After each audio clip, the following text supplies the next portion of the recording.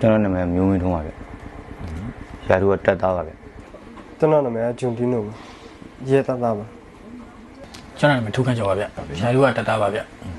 ထန်တလန်ကိုရောက်လာတာတင်းနဲ့ဆင်းပြီးပြင်ရောက်လာတာပါဗျကျွန်တော်နာမည်ကတက်သားခိုင်စုံပါဗျရဲရပါဗျကျွန်တော်တို့ထန်တလန်ရောက်ပြီးတဲ့အချိန်မှာမြို့ကတော့မီးလောင်သွားပြီမီးလောင်သွားပြီနောက်ပြီးတော့ကျွန်တော်တို့ဘယ်လိုပြောမလဲလူတယောက်မှမရှိတော့ကျွန်တော်တို့ရောက်တဲ့အချိန်ပြည်သူတယောက်မှမရှိတော့ဘူးကျွန်တော်အခုလိုထိုင်နေမယ်ဆိုရင်ကျွန်တော်ဘက်ကကြည့်လို့ရှိရင်ဘယ်ဘက်တစ်ချမ်းလုံး TVC ချက်ကြောင်းအဲ့ဘက်ချမ်းတစ်ချမ်းလုံးကုန်နေပြီဗျညဘက်ချမ်းတစ်ချမ်းလုံးပဲကျန်တော့ဗျနော်ထန်တလန်ရောက်တာတနေ့ဝန်းကျင်ပဲရှိသေးတယ်စကားပေါင်းဝန်းကျင်တော့လုံချင်တော့ပဲယူဖို့ပါလေအပြင်ဆိုသွားလာဖို့တိုက်ပြီးမရှိပါကျွန်တော်နာမည်ကျော်မင်းဦးပါကျွန်တော်အဆင့်ကတော့ရဲဘော်ပါဗျ9လပိုင်းပေါ့2021 9လပိုင်းမှာထန်တလန်ရောက်ပါတယ်အဲ့နေပြီးတော့အခုချိန်ကြီးပါထန်တလန်ကျွန်တော်ကတော့လာနစ်တရှင်5ခုကရဲဥတန်းဆိုပါဗျကျွန်တော်ရာရှိလောင်းပတ်စင်ကတော့65မိနစ်2008ဗျဒီထန်တလန်မြို့ရောက်ရှိတာကျွန်တော်ပြီးခဲ့တဲ့နှစ်29ရက်10လ2022ခုကမှရောက်တော့ဗျ3လလောက်ပဲရှိပါသေးတယ်ရဲလို့တက်ကတော့15နှစ်ရှိပါပြီပြည်သူလူရှိမယ်ဗျာပြည်သူလူရဲ့အဆောက်အဦရှိမယ်ဆိုလို့ရှိရင်နောက်ရုံးဌာနအဆောက်အဦရှိမယ်အဲ့ဒါကျွန်တော်ရဲရဲ့လုံခြုံရေးအနေနဲ့လေးပေးရတယ်ဆိုတော့သဘာဝကျတယ်အခုကပိုးလိုက်တာဆိုတော့လူသူမရှိတဲ့နေရာမျိုးပြည့်ချင်းနေမှာကျွန်တော်ပိုးလိုက်တာရှေ့တန်းစစ်မြဲတာပိုးတာနဲ့တူတူအဲ့လိုပုံစံဖြစ်သွားတယ်ဗျာရဲဆိုတာဗလဲ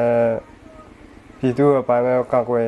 ရဲပိုင်းပဲသူတို့ထားရမယ်လေပြည်သူမရှိတဲ့နေရာဆိုပို့ဆိုမဟုတ်တော့ဘူးလေအဲ့ဒါစိတပိုင်းပဲရှိတာလေအဲ့ကျွန်တော်လည်းဘုံဒီပမ်တေဒီမှာရောက်လာတင်သားဆိုင်နဲ့တက်မကြသေးပါအာနာတိတ်မှုဖြစ်တဲ့အချိန်မှာကကျွန်တော်ကဘာဆိုဘာမှမသိသေးပါဘူးဗျ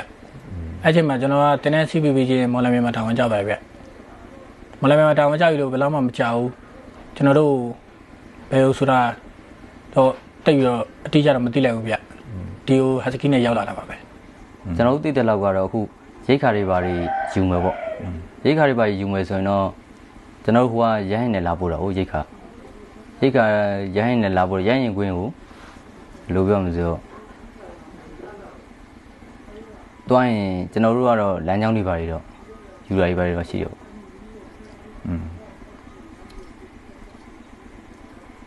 အဲ့ဒါတော့ရေရောတက်ဖို့ပေါ့သူကတရေတခွဲစားလည်းရှိတယ်အခုကျွန်တော်အတူတူတောင်းဝင်ကြတဲ့ချိန်တော့ပဲဗာလဲတူစားကြတယ်ဆန်းရတော့ကြတော့ဆန်းတော့သူတို့ထုတ်ပေးပါတယ်ဗျဟင်းရကြတော့လည်းပဲသူတို့ပဲပေးရပါဗျကျွန်တော်တို့မှစားဖို့တော့မရှိရင်တော့ကျွန်တော်တို့ဒီဘက်ကစိုက်ချခဲ့တဲ့ခြံလေးတွေကခြံလေးကအတီးရွက်လေးတွေပဲခုစားတာပါဗျတားကောင်တွေကတော့သူတို့ဒီစစ်တပ်ကပဲလုပ်တာပါဗျသူတို့ပေးမှကျွန်တော်တို့ရွယ်ပါဗျဟိုကျွဲပြစ်နွားပြစ်တို့တွားရင်တော့ကျွန်တော်ခေါ်တယ်ဗျဒါမှကျွန်တော်တို့ကမပြစ်ကောက်ဗျနောက်ကနေကင်းထောက်တဲ့ပုံမျိုးနဲ့လိုက်ကြတာသူတို့ရှိရနေပြစ်တဲ့လူပဲပြစ်တာပဲပြီးတော့မှကားပေါ်တင်တော့မှကျွန်တော်တို့ဝိုင်းပြီးမှပြရတယ်ဗျစစ်စင်ရေးကတော့များစားမလို့ရပါဘူးစစ်စင်ရေးလုပ်တဲ့တစ်ခွက်ရှိပါသူကမီးရှို့တာကြတော့တက်စခန်းကဟိုတက်စခန်းကုန်းမှာရှိရဗျသူကအခုတော့ပြောင်းသွားပြီဗျသူ့ဖွဲ့သားတွေပဲကျန်တယ်ကောင်းတော့သူကအဲ့ဘူကြီးကနာမည်ကဘူကြီးစောရဲမှုအောင်နဲ့သူ့ရဲ့နာမည်ကတော့ကရင်လူမျိုးပေါ့သူကဘူကြီးစောရဲမှုအောင်လို့ခေါ်ပါတယ်သူကအဲ့ဖျားကုန်းတောက်ကုန်းမှာနေပါတယ်သူကအဲ့ရနေပြီးတော့အဖွဲခေါ်လာပြီးတော့သူအခုလိုမျိုးရင်းစစ်စင်ရေးတွေပါတယ်သူတို့လောက်ကြပါတယ်တခါကျရင်သူတို့ဆင်းလာတယ်ဆင်းလာပြီးရင်တို့လည်းသူတို့မီးရှို့ပြီးကျွန်တော်လည်းမသိရဘူးကျွန်တော်တို့မီးကိုထွက်မှသိရတယ်ထွက်ကြည့်တော့မီးလောင်နေပြီသူနဲ့ပါလာတဲ့အဖွဲကတော့ဘယ်လိုမျိုးအိမ်နေမီးရှို့တာတို့အဲ့ပြီးရင်ဟိုဒီဘက်ကျွန်တော်တို့ထွေးအုပ်တို့ထွေးအုပ်အကျော်ဘက်ကဆောက်လုပ်ရေးတို့စာတင်ကျောင်းတို့ဆေးရုံတို့ဘက်ကိုအဲ့လိုမျိုးစစ်စင်ရေးထိုးတာတို့ပါရှိပါတယ်ပေါ်ကောကနေဟိုဟာသူတို့တစ်ဖွဲ့တည်းတော့မဟုတ်ပါဘူး269ဟိုဟာဖွဲ့ပါမယ်အရာရှိတယောက်ပေါ့ဘိုးကြီးတယောက်ပါမယ်သူကလည်းသူ့ဖွဲ့နေသူပေါ့ပြီးရင်ကျွန်တော်တို့စီတက်စကန်ဟိုဟာရဲစကန်မှာနေတဲ့ဘိုးကြီးဟိမြတ်ဆိုသူပါဝင်တစ်ဖွဲ့ပေါ့ကျွန်တော်တို့ရဲစခန်းမှာဘိုးဟိမ့်မြတ်ဆိုဆိုရှိပါဗျဘိုးကြီးတယောက်ဗျအဲ့ဘိုးကြီးကိုသူကလှမ်းခေါ်တယ်ဗျခေါ်ပြီးတော့အဲ့လိုမီးပတ်ရှူတာရှိရဗျသူတို့ပြစ်တဲ့ခတ်တဲ့ဟာတွေအတန်တော့ကြားရတာပေါ့မြင်တော့မမြင်ဘူးဒါပေမဲ့သူတို့ မီးရှို့တယ်ဖြက်စီးတယ်အဲ့လိုမျိုးတွေတော့မြင်တဲ့ခါလည်းမြင်ရပါတယ် ပြီးလို့ရှိရင်တို့ကမီးရှို့ပြီးရင်လည်းဒီတိုင်းနေပါလေအေးဆေးမနေကြဘူးဗျသူများအိမ်နဲ့အဲ့လိုပစ္စည်းတွေထုတ်မနိုင်မနှင်းတဲတယ်ဗျအဲ့လိုမနိုင်မနှင်းတဲလိုက်တို့မနိုင်တော့မှကျွန်တော်တို့လမ်းခေါ်တယ်ဗျ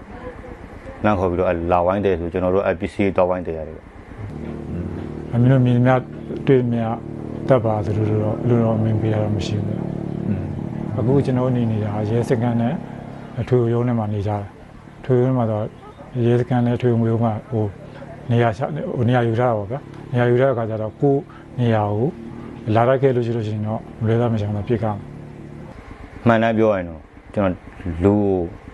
ထိရောက်ပြစ်ဘူးတာခတ်ဘူးတာကျွန်တော်မရှိသေးဘူးဗျပြစ်တယ်ဆိုတာလေကျွန်တော်ကဘယ်လိုပြစ်လဲဆိုတော့အဲ့လိုလူတော့မပြစ်ဘူးဗျအဲ့လို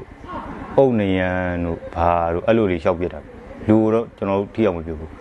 အဲ့ဆိုကျွန်တော်သူတို့ပြောရင်တော့ဟာဟိုမှာလူသွားတယ်လူတွေ့တယ်လူပြောတယ်ကျွန်တော်တို့ကလိုက်ကြည့်တယ်တကယ်လည်းမတွေ့ရဘူးဗျကျွန်တော်တို့ရှိမှာပဲရှိရလူရင်းကလက်ခဲရအိမ်ဟာအဲ့နဲ့ကျွန်တော်တို့ဒီတာမန်မျက်စိအမြင်ပေါ့ကျွန်တော်တို့ဒီဘက်ထဲကိုမရောက်သေးခင်အမြင်နဲ့တင်မယ်ဒီဘက်ကအားတာပါရဲ့ဗျအရင်ကတော့ကျွန်တော်တို့အဲ့စကန်ကုန်းတို့ထွေဦးတို့မှာလောင်ထားတယ်ရှိရပေါ့ပုံနေပါရင်လည်းလောင်ထားတာရှိရတော့အဲ့လောင်ထားတဲ့ဟာတွေကတော့အဲ့ကျွန်တော်တို့ကဒရုန်းကနေမှဘုံနေကြတော့အကုန်လုံးပြက်စီကိုမရှိတော့ရေကန်အခု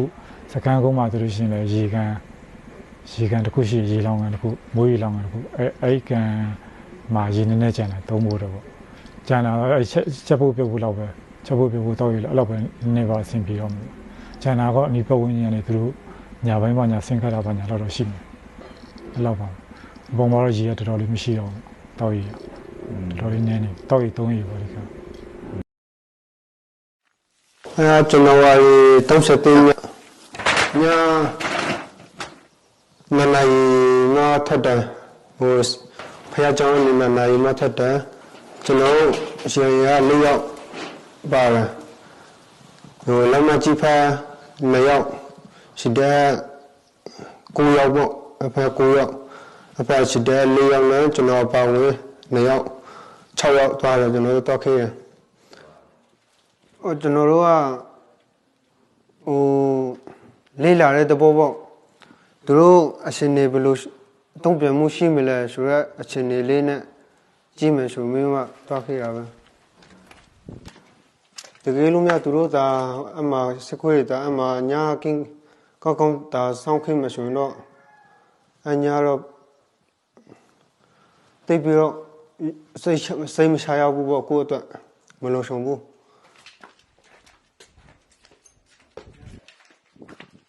ဒီဘန်းနာသူတို့ခွေးရှိတဲ့နေရာဒီမြောက်ခင်မှာမီတာ30လောက်15လောက်ပေါ့အနာရောက်တယ်အနာရောက်တဲ့ခါမှာအောက်မှာဘွယ်နိုရောက်ဆက်ရှိမှတည်င်းပို့တယ်သူတို့ရှိလားမရှိဘူးလားဆိုတာတနက်ဖောက်ပေးပါအောင်လို့ဘွယ်နိုရောက်ဆက်ကိုပြောတယ်အဖက်နေတနက်5ချက်ဖောက်ပေးတယ်တနက်ဖောက်တယ်သူတို့ဖက်ကဘာမှတုံ့ပြန်မှုမရှိတော့သူတို့လည်းဒီညတော့သူတို့ရှိမှမဟုတ်ဘူးဆိုမှကွင်းသွားရှိမယ်လို့ပြောတယ်နောက်မှလူထက်ခေါ်တယ်ပြီးမှအတူတူတာဝင်ကြမှာလို့ပြောတယ်အခါမှာတော့ရှေ့ဘန်းအိမ်အောက်မှာပဲအမှပဲစကားပြောကြတယ်အမှစကားပြောရလဲအကြည်ကြီးပဲလေးရောက်လာမသိဘူးအရင်ဆုံးသွားတယ်ခွေးရှိတဲ့ရှေ့ဘန်းအိမ်ကိုအရင်ဝင်တယ်ပြီးမှကျွန်တော်လည်းရုပ်ဘတရားကိုကျွန်တော်ညလုံးဝင်မယ်ဆိုမှရုပ်ဘတရားကိုခေါ်တယ်ရုပ်ဘတရားကိုတော့ကေရှိသူကခမရနေခဲ့လိုက်ဒီမှာပဲလုံဆောင်ရနေယူပေးပါအဲကြောင့်ကျွန်တော်တယောက်သေးဖို့ဝင်နေဟိုခွေးရှိတဲ့အပေါ်ထီကတော့အောက်တကားတော့မကောင်းကောင်းပိတ်တယ်အောက်တော့မရိုက်ရှိုးတယ်အကြည်ကြီးပဲသွားတဲ့ခါမှလည်းအကြည်ကြီးပဲရိုက်ရှိုးတယ်ခွေးတွေလည်းဘာမှမသိဘူးပထမအောက်ဆုံးအခန်းကိုရောက်တယ်ရောက်တော့အဖေါ်နောက်ထပ်လေကတက်တယ်အလေအခန်းကိုရောက်တယ်အလေခန်းမှာသူတို့မရှိဘူးအပေါ်ဆုံးခန်းလေကတက်တယ်ရောက်တော့အမှကရှိသူအရှိသွားတယ်ပြီးရင်တော့ကျွန်တော်သွားတယ်နောက်မှရှိတဲ့အအပေါ်ဆုံးတက်တာတော့3ယောက်ရှိတဲ့2ယောက်နဲ့ကျွန်တော်1ယောက်တက်တယ်အပေါ်ဆုံးတော့တက်တော့ကရှိသူအရင်ဝင်တယ်လို့ပြောမှာပေါ့အခန်းထဲမှာပဲအခန်း3ခန်းရှိရခွေးရအိတ်တာအခန်းတစ်ခန်းမှာ2ယောက်စီအိတ်တယ်အဲ့လိုအိတ်တယ်ခွေးရအနာရောက်လာပြီဆိုတော့အချီမီနဲ့ကြည့်တယ် mà tụi nó xí đấy ngài tông nhau này xem phim mà mua bút xuống mà ông mà lù thắt khó ra mà lấy cho nó lù rồi ba mà biểu bê bu tụi nó xí đấy rồi tết bé khó ra à po nhau đó mà tụi nó ngay nhau tết là elo ngay nhau này cho nó tông nhau này tụi nó nô đấy tụi nó tên anh bạn này xem phim mà lâu nè làm nhau xuống mà làm nhau khăn đã bị thao khăn đã du thao khăn đã khám mà chẳng đã tụi tên anh đi vào rồi tụi nó xem mà lần nào para rồi chỉ thấy thế vậy lập chỉ bom mà bảo hồ sơ với trong nó về uniform đó mà mua về gì lúc biểu rồi thay biểu rồi áo xí rồi nó quên bộ lúc biểu rồi xin đó rồi lại lúc mà mì rồi cho ông mà chẳng khi tụi lên ngài lúc bếp xin mà xuống mà lớp bị thà rồi cái nó mà xí rồi chúng nó xây lại chạy ra cái mà xí rồi điều mình phải nó cho nó làm theo mình nuôi là rồi cho nó lưu được một việc cái lưu được thế này vậy mà cho nó bám luôn vậy cái nó mà đâu thoát bị vào rồi vậy lưu bên nhau là mình là con nhau luôn vậy đâuပြန်ကြည့်လိုက်တော့6ပဲရှိတယ်တယောက်ဖြူထွက်ပြေးအမှန်နဲ့ပြောရမယ်ဆိုကိုကြံခိုင်းတော့ရဲမှုခင်စောဆိုလည်းမသိနိုင်လည်းရှိပါတယ်အမှန်ကျွန်တော်ဆိုဘာဖြစ်ဆိုကျွန်တော်တစ်ခါလေးပြောတယ်သူတို့လည်းကြားကြမှာဒီနေ့ရုံထွက်လို့ရလို့ရှိရင်တော့မချင်တဲ့လူကတော့ပြန်လိုက်တာမှာဆိုဒီစကားကျွန်တော်ပြောခဲ့တာရှိပါတယ်အစဖန်ခိုင်းနေရလဲကျွန်တော်စီမှာက91ဘုံသီးရဲ့ NG1 ဘုံသီးရှိရပြကျွန်တော်စနေတနောင်မတက်ခိုင်းတော့ဆိုတကယ်လို့စနေတက်ခိုင်းလာလို့ဆိုတော့ကြောက်ကြောက်လန့်လန့်နဲ့စနေတက်ဖြိုးလိုက်လို့ရှိရင်အကုန်လုံးဒီကတိုင်းရောက်ကုန်ပါဆိုတော့စနေတက်ချမ်းပေါက်ဝင်ကျွန်တော်လက်နဲ့ချအညံ့ခံလိုက်တယ်ဆိုတော့ကကျွန်တော်ငကိုရတဲ့ရည်ရွယ်ချက်ရှိတော့ရန်သူလေးလည်းသဘောမထားလို့ကျွန်တော်အေးစေးဖန်ခိုင်းလိုက်တယ်အရင်နေ့ဆုံးဆိုအကုန်ဝဲတယောက်ပဲရှိရဲတက်ချက်ကြီးနဲ့စီတန်လောက်သွားကြတယ်ငါချင်းပြင်းနေမှာတောင်းဝင်ကြလို့ဆိုသူမနဲ့ပြန်ခေါ်ထောက်ဖို့ဆိုသူဆက်သွယ်လိုက်လောက်နေသူကအဖခံမအလင်းဝင်မဆိုတော့ဘာမှလည်းမကြရဘူးကျွန်တော်ရှိမှလဲဒါမှအရင်မှလည်းနေရောက်အဖခံအလင်းဝင်နေဆိုတော့အဲ့မှာမေးတဲ့အခါမှာတော့ကျွန်တော်တို့လည်းဆရာတို့ဖက်မှာဝင်ချင်လို့ပဲဒါမှဝင်လို့မရဘူးဟိုညာဘာညာပြောတယ်ဒါမှအဲ့ဒါတော့ယုံကြည်ချက်ရတော့မရှိဘူးအဲ့မှာတန်ခင်မှာတော့သူတို့ဖက်ကတော့တနက်တွေပါရတော့ပုံမှန်ပဲအဖနဲ့စီပန်းနဲ့လည်းပြစ်တယ်ကျွန်တော်တို့ပြစ်တယ်ကျွန်တော်တို့ကတော့အင်တာမှာပဲနေရတယ်ဆိုတော့အင်တာတောင်မှပေါက်တယ်ကာထားတဲ့ဟိုတောင်မှပေါက်တယ်ဟိုသူတို့မဖမ်းခင်မှာတော့တရက်မှာတော့ပုံမှန်တမ်းပဲပြစ်တယ်တနက်ရစ်ခန်းနဲ့ပြစ်ပေးတယ်ဒီဖက်လည်းပြစ်တယ်လက်ထောက်တွေပါလည်းပြစ်တယ်အဖနဲ့ဒါမှကျွန်တော်တို့ဖန်တဲ့ခါမှာလက်ထောက်တွေပါရမရဘူးမရှိဘူးသူတို့မှမကန်ဘူးသူတို့တနာတော့จิตရီရတော့နလလာတော့မကောင်းတော့ဒါမှကျန်တဲ့ဟို MA ခြေတောက်ပါတဲ့ MA စနစ်တို့ဆိုတော့จิตရီMA3 တို့ဆိုတော့ကောင်းတယ်ကျွန်တော်ညီကူမောင်နှမကျွန်တော်မိပါတယ်ဟိုဘာမှမဖြစ်ပါစေနဲ့လို့ကျွန်တော်ဆုတောင်းပါတယ်တရားစုကိုဗာပြောခြင်းလဲဆိုတော့ကျမကြီးကီးဆိုင်ဖို့ဟုတ်လောက်ပါ